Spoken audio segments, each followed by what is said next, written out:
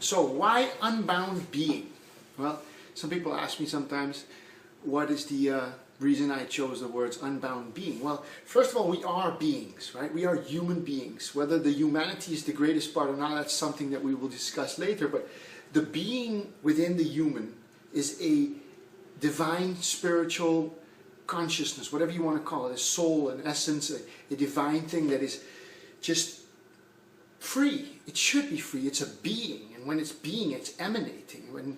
When you're bound as a being, you can see it. You know, we're bound beings, and a lot of us are on this planet. We are being held back by a lot of factors, a lot of systems, but we're mainly held back by our own thoughts. And that's what I found in my own life. For example, that, you know, I had times where I was thriving, where I was succeeding in all the things I was doing, but also in the happiness, in the fulfillment, in the contentment, in the way that I was exploring all the possibilities and manifesting ideas. And there were other times where I allowed myself to focus on certain things, certain ideas, certain thoughts that would, you know, really destroy and have a destructive impact on my life.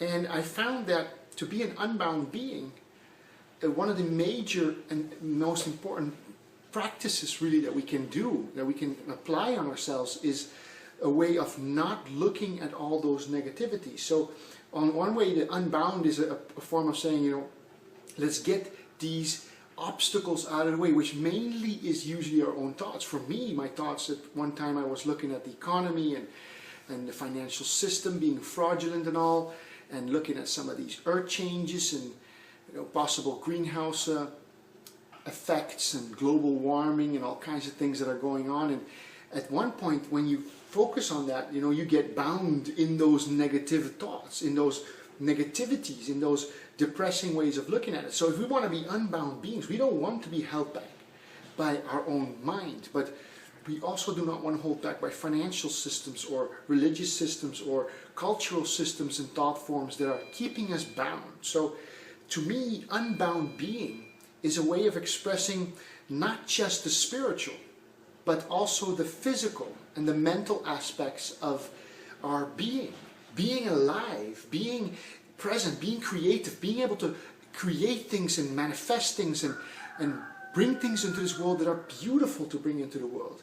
And cooperating together as beings, interactively, bringing the beauties and the ideas that we all have into manifestation, into a place that we could really call a beautiful planet.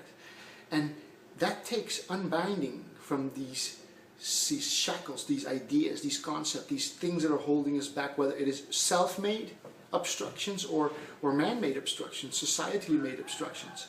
But to be these unbound beings would be the thing most people want. Most dissatisfaction in humans come from that one thing, that they feel bound. They feel something or another is holding them back, restricting their capacities to express themselves, restricting their true yearning and longing for a life that is full of zest and love and peace and harmony and compassion, and contributing to that and making a better world doing that.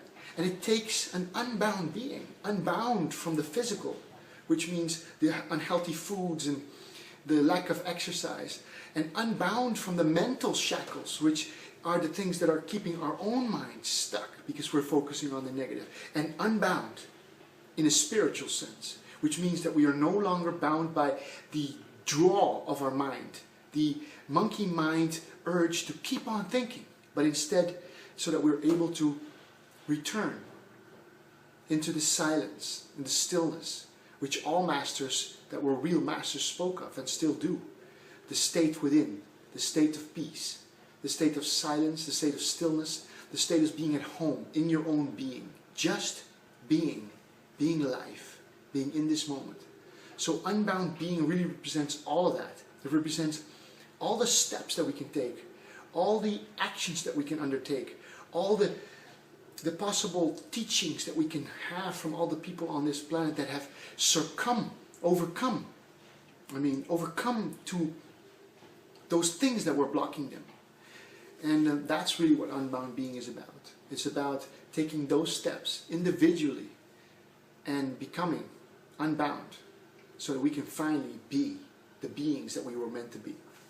So I hope you keep watching these videos. I'll be talking on a lot of subjects about being unbound and having an unbound being. And I hope you enjoy them. Take care.